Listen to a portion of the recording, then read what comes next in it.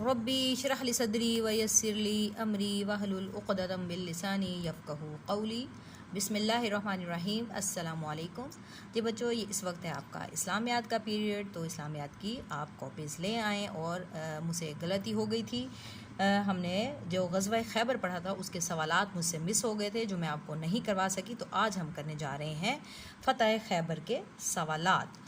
ٹھیک ہے، اپنی اسلامیات کی کاپیز لے ہیں، اور آج ڈیٹ ہے جی جمعۃ المبارک 21 مئی سن 2021۔ تو اپنی اسلامیات کی کاپیز لے آئیں اور آپ نے اس کو آج کی ہی ڈیٹ کے ساتھ یہ سوالات کر لیں۔ ٹھیک ہے، تو جی بچوں ڈیٹ لکھیں۔ آج ہے جی جمعۃ المبارک، جمعہ 21 مئی سن 2021۔ ٹھیک، اور کارنر پہ آ جائے گا جماعت کا کام۔ اور جو ہمارا ٹاپک ہے وہ ہے جی غزوہ خیبر۔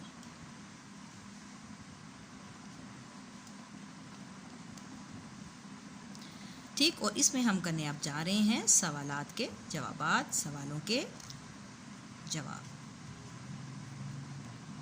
جی میں آپ کو تھوڑا سا گائیڈ کروں گی، میں سوال لکھوں گی اور جواب آپ کو بتاؤں گی، جس کا جواب آنسر آپ خود سے لکھیں گے۔ تو سوال نمبر ہے غزوہ خیبر کا پس منظر کیا تھا؟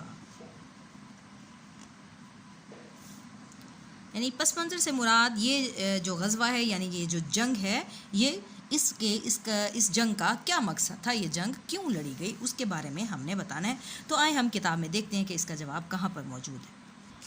تو جی دیکھیں، اس کا جواب ہمارے غزوہ خیبر کے سٹارٹ پہ ہی موجود ہے۔ مدینہ منورہ سے تقریباً 320 کلومیٹر شمال کی جانب یہود کے بہت سے جنگی قلعے تھے۔ ان قلعوں کی نسبت سے اس علاقے کو خیبر کہتے ہیں۔ عرب بھر کے یہودی ان قلعوں میں آ کر جمع ہو گئے۔ وہ اسلام کے دشمن تھے۔ اب یہاں سے بات شروع ہو رہی ہے۔ وہ اسلام کی سے دشمنی رکھتے تھے، وہ ہر صورت میں اسلام کو نقصان پہنچانا چاہتے تھے۔ چنانچہ انہوں نے طے کیا کہ عرب کے دوسرے مشرک قبائل کے ساتھ مل کر مدینہ منورہ پر چڑھائی کر کے اسلام کو ہمیشہ کے لیے دنیا سے ختم کر دیا جائے۔ تو حضور کریم صلی اللہ علیہ وسلم کو جب ان سازوں کا علم ہوا تو آپ صلی اللہ علیہ وسلم نے محرم سن 7 ہجری کو خود ان کا قلعہ کما کرنے کا ارادہ فرمایا۔ یعنی کہ جو ان کا ارادے خطرناک تھے، وہ اسلام کو ختم کرنا چاہتے تھے، تو اس وجہ سے حضور صلی اللہ علیہ وسلم نے غزوہ خیبر، جو کہ غزوہ میں آپ کو بتا چکی ہوں کہ غزوہ وہ جنگ ہوتی ہے جس میں آپ صلی اللہ علیہ وسلم کی شرکت ہو، تو یہ جنگ آپ صلی اللہ علیہ وسلم نے خود لڑی تھی۔ جو یہود تھے وہ اسلام کو ختم کرنا چاہتے تھے، جس کی وجہ سے ان قلعوں پر مسلمانوں کا قبضہ ہونا بہت ضروری تھا، اس وجہ سے انہوں نے یہ جنگ لڑی۔ یہ ہو گیا اس کا پس منظر۔ اب آ جائے سوال نمبر 2 کی طرف۔ اب ہے جی سوال نمبر 2۔ سوال نمبر 2 کیا ہے؟ سوال نمبر 2 ہے جی فتح خیبر، یعنی کہ اب فتح خیبر یعنی کہ خیبر جب فتح ہو گیا، فتح خیبر کے اثرات، یعنی کہ جب وہ اس کو فتح کر لیا گیا تو پھر اس کے اثرات کیا ہوئے، کہ اثرات کیا تھے، یہ ہو گیا سوال نمبر 2۔ تو آئیں اس کا جواب ہم کتاب میں دیکھتے ہیں کہ اس کا جواب کہاں پر موجود ہے۔ جی جب فتح کر لیا گیا خیبر کو، غزوہ خیبر کو، اب فتح خیبر یہاں پہ یعنی اب فاتح ہو گئے، اس کو جیت لیا گیا، تو اس کے کیا اثرات ہوئے، تو یہ پوری کی پوری ہیڈنگ کے ساتھ اس کا جواب موجود ہے۔ ہم پڑھ لیتے ہیں۔ فتح خیبر کے ساتھ ہی یہودیوں کی شرارتوں کا کیا ہے، ہمیشہ کے لیے خاتمہ ہو گیا۔ یعنی جو وہ شرارتیں کر رہے تھے اسلام کو ختم کرنے کے لیے، تو وہ کیا ہے، ان کا خاتمہ ہو گیا۔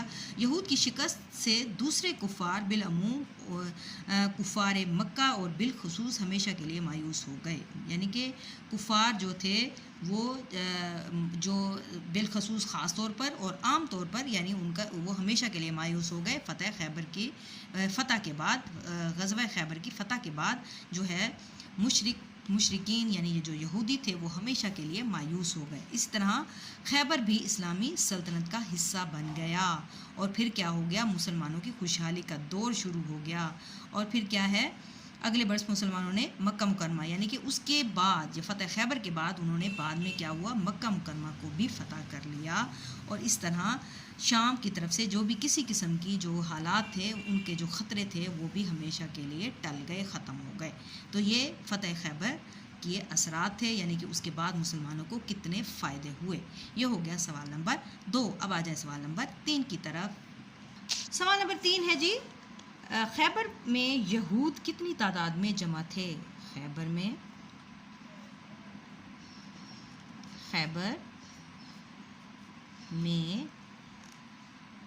یہود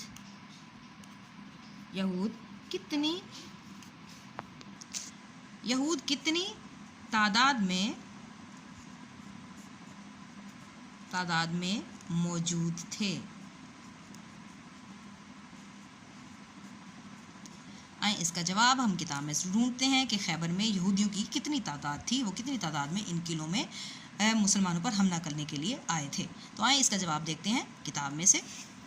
یہ دیکھیں آپ کے سبق کے شروع میں پیراگراف نمبر 2 پر اس کا جواب موجود ہے۔ خیبر میں یہودیوں کے 6 قلعے، مضبوط 6 قلعے تھے، جن میں ان کے 20,000 جنگجو موجود تھے۔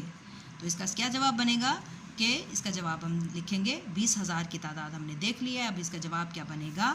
اس کا جواب بنے گا کہ خیبر میں یہودوں کی تقریباً 6,000 تعداد موجود تھی، یعنی کہ جو یہود جو موجود تھے ان کی تعداد کتنی تھی؟ تقریباً 20,000 جو یہود وہاں پہ جنگ کے لیے موجود تھے۔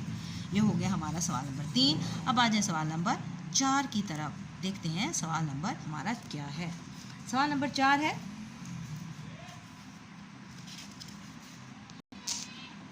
قلعہ مقوقس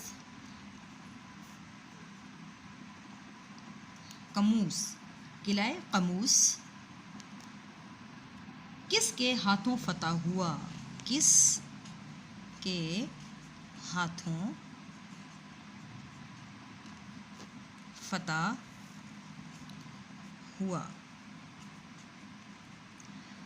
جی ہم نے جس نے یہ چیپٹر پڑھا ہے اس کو آسانی سے اس کا جواب مل جائے گا۔ اس کا جواب کتاب میں موجود ہے۔ آئے میں آپ کو پڑھ کے بتا دیتی ہوں کہ اس کا جواب کیا ہے۔ قلعہ قموس کس کے ہاتھوں فتح ہوا تھا؟ جی دیکھیں اس کا جواب۔ جی یہاں پہ اس کا جواب یہودوں کے جو 6 بہت بڑے بڑے قلعے تھے، جس میں 20,000 کی تعداد میں یہودی موجود تھے، جو انہوں نے مسلمانوں نے اس کا محاصرہ بھی کیا 20 دن تک۔ جب ان کو کامیابی نہ ہوئی تو آپ صلی اللہ علیہ وسلم نے کیا کہا تھا؟ کل میں ایک ایسے شخص کے ہاتھ جھنڈا دوں گا جو اللہ اور اس کے رسول صلی اللہ علیہ وسلم سے محبت کرتا ہو، اور اللہ تعالیٰ اور اس کا رسول اس سے محبت رکھتے ہیں۔ تو وہ کون تھے؟ تو آپ نے کس کو بلایا تھا؟ تو سب کی یہ خواہش تھی کہ جو جھنڈا ہے، جو علم ہے، ہمیں دیا جائے۔ تو آپ نے کس کو بلایا تھا؟ تو آپ نے کیا کہا تھا؟ اگلی صبح آپ صلی اللہ علیہ وسلم نے حضرت علی کو یاد فرمایا۔ تو مطلب کہ حضرت علی کو انہوں نے یہ علم دیا تھا، اور گردن کس نے اڑائی تھی؟ مرحب کی۔ تو کیا ہے؟ حضرت علی نے اپنے لشکر کے ساتھ قلعہ کے سامنے پہنچے، مرحب جزر چڑھتا ہوا مقابلے کے لیے آیا۔ تو حضرت علی نے ایک ہی تلوار کی وار سے اس کا خاتمہ کر دیا اور قلعہ فتح ہو گیا۔ تو اس کا جواب بنے گا، اس کا جواب کیا بنے گا؟ اس کا جواب بنے گا قلعہ مقوقس کس کے ہاتھوں فتح ہوا؟ تو قلعہ قموس جو ہے جو فتح ہوا وہ ہے کس کے ہاتھوں فتح ہوا؟ حضرت علی کے ہاتھوں فتح ہوا۔ تو قلعہ قموس حضرت علی رضی اللہ تعالیٰ عنہ کے ہاتھوں فتح ہوا۔ اب آ جائیں سوال نمبر 5 کی طرف۔ سوال نمبر 5 ہے، سوال نمبر 5 ہے ہمارا کہ قلعہ قموس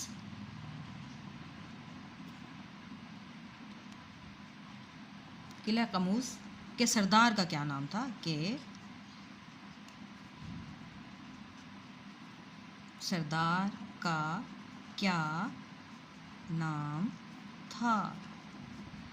تو کس کو شکست دی تھی حضرت علی رضی اللہ تعالیٰ عنہ نے؟ تو حضرت علی نے سر کس کا اتار دیا تھا؟ کس کا سر قلم کر دیا تھا؟ وہ کون تھا؟ مرحب تھا۔ تو کیا ہے؟ قلعہ قموس کے جو سردار کا کیا نام تھا؟ مرہب تھا، جو بہت زیادہ طاقتور تھا اور بہت بہادر تھا، اور وہ کیسے سینہ تان کے حضرت علی کے سامنے آ گیا تھا اور ایک ہی بار میں حضرت علی نے اس کا سر قلم کر دیا تھا.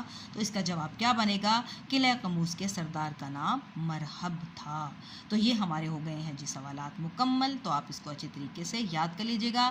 انشاءاللہ نیکسٹ ہم پہلے چیپٹر کی دہرائی کر چکے ہیں، تو کل جو نیکسٹ جو تھرسڈے ہوگا انشاءاللہ ہم سیکنڈ چیپٹر کی دہرائی کریں گے. تو اپنا رکھے گا خوب خیال، تو دعاؤں میں رکھے گا یاد. آج کے لیے اتنا ہی، اجازت دیجیے، اللہ حافظ.